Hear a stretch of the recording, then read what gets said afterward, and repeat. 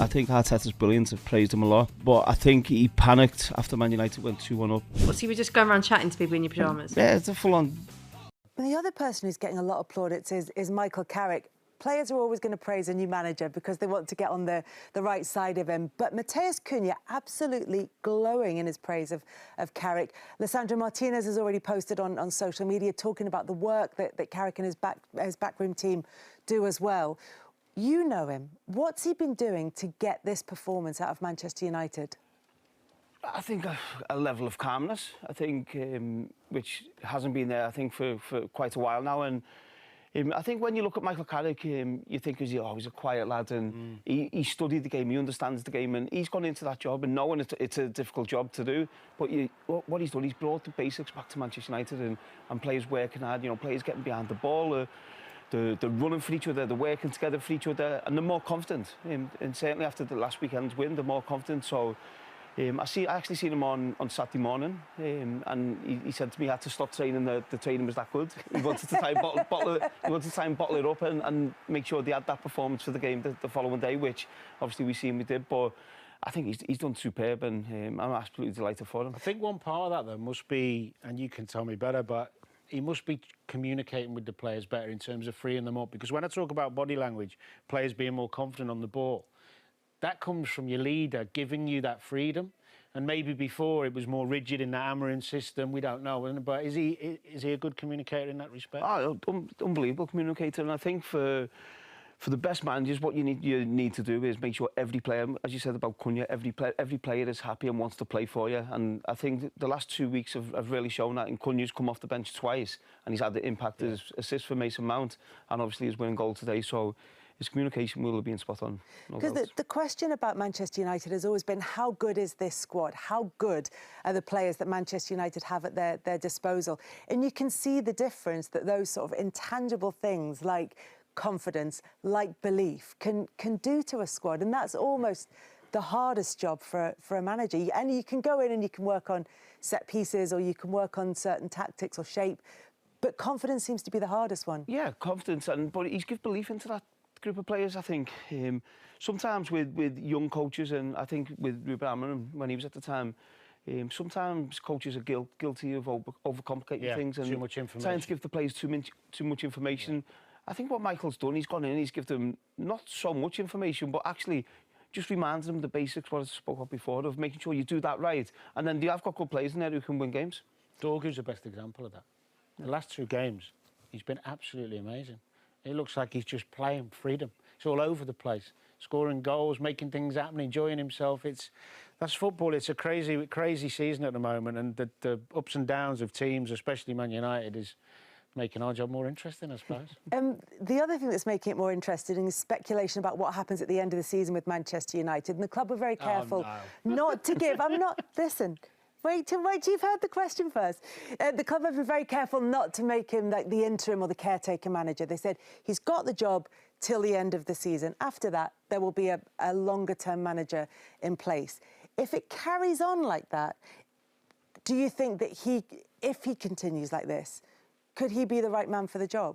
Of course he can. I think, listen, Mikel Carrick's got an opportunity to show everyone, to show Manchester United that he's capable of doing that job.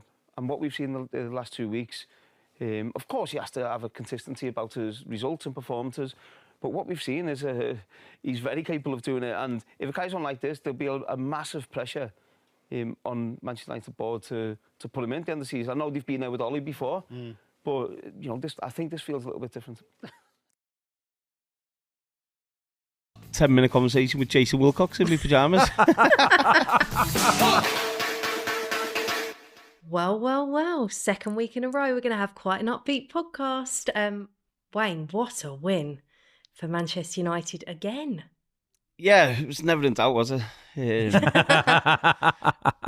Hold on, do you remember when you said that Carrick or whoever took the job shouldn't take it until after Arsenal and City? Yeah, but that was just a bit of mind games, I think. But no, listen, I think the change in Manchester United over a 2-game period is incredible. So Michael and his coach staff deserve a lot of praise for that. I think just putting an attitude into the players and a focus into the players and a togetherness into them, which, if we're honest, we didn't see under Ruben Amorim. So, and a belief. I think Manchester United went there today believing they could win the game. And I know they didn't create a whole lot of chances, but you always felt that they had a good control of the game, and especially I thought Arsenal started well, and then when Man United went a goal down, I thought the reaction to that was great, and then in the end I felt Man United deserved to win. So no, delight, absolutely buzzing. It's amazing, isn't it? Do you know what? It's what you were saying there about the belief. You could just sense this happiness amongst the players as well. They just look a lot happier the way they are on the pitch with each other, and that confidence for people like Dorgu and Cunha to actually try and hit the ball from outside the box and try and go for it, where I think before they would have been thinking twice and three times about it. Like someone like Dorgu, especially when Amorim was saying anytime he gets the ball, there's a sense of anxiety. There didn't seem to be any anxiety when he was hitting that today. Do you know what I think there is? There's a calmness about the place, and I was watching. Obviously, I think everyone seen me at the under-18 game on Friday night. I was watching the under-16s on Saturday morning, and they were all there again. Michael Carrick was there, Steve Holland, Jason Wilcox, all the coaches were there. So, and something which you've heard me talking about a lot, which that connection with the academy. But what I seen them, not just from Michael, but the other coaches, Johnny Evans as well, is a real calmness and a belief. And Michael actually said to me yesterday morning, he told me how good the players were and saying he felt he had to stop the session early because they were that good and he wanted to bottle it up. And that's proven today. So no, it was an absolute incredible performance. And, you know, is that the first game Arsenal have lost all season at home? It's yes. such a great win.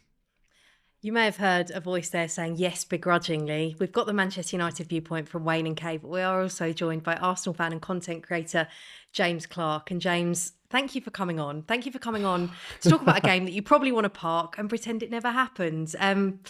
You've heard what those guys think. From an Arsenal point of view, what happened? Yeah, I think it's really interesting because you talk on the Man United side about this like level of excitement and calmness. Arsenal is completely the opposite. There's such an anxiety around us at the moment, and I think that's because kind of the closer it gets and the more pressure that's being put on it, all these actions, we're rushing actions every time we're getting in front of goal. We're snatching at it, whereas United are kind of getting these chances and playing with excitement and they're wanting to take these chances, whereas we're almost desperate to take these chances. And I think you can see that in our actions.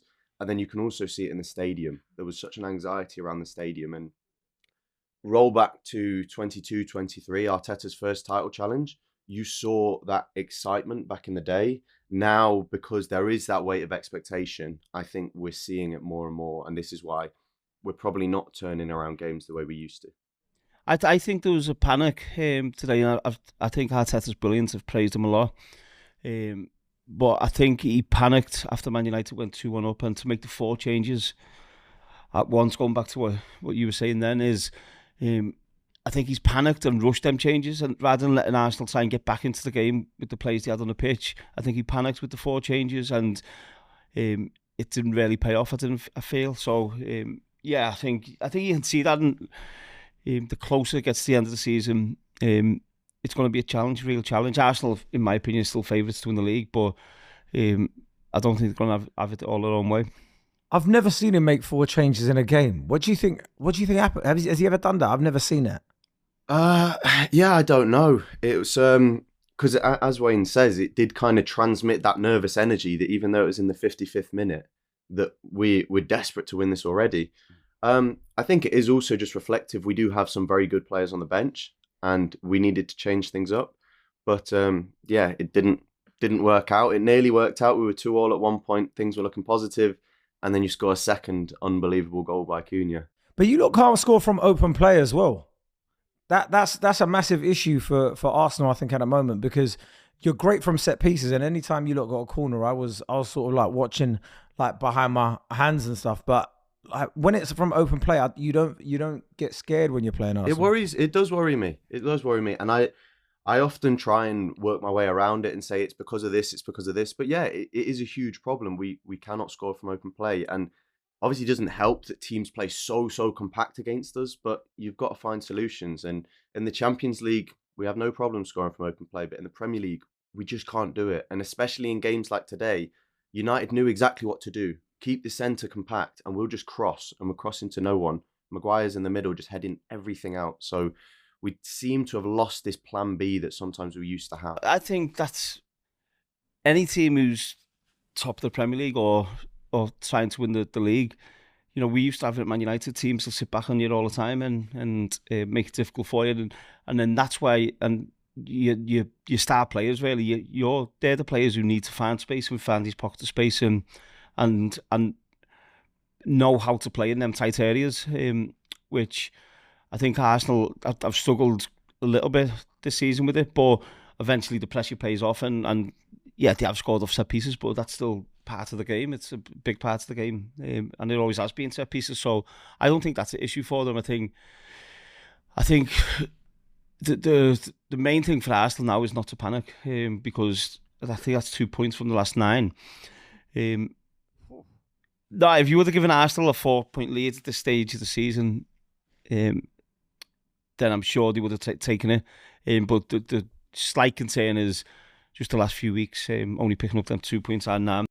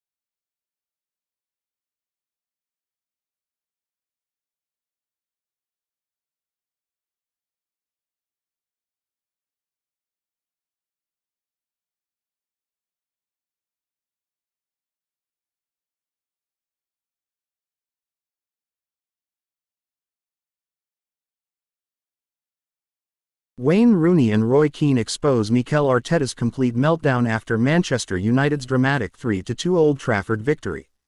United legend duo confirm Gunners' boss panicked as Carrick's men challenge Arsenal's title supremacy, Rooney's brutal assessment plus Keane's iconic rant. Rooney hails Carrick's mentality revival. Keane destroys Arsenal, bottle job.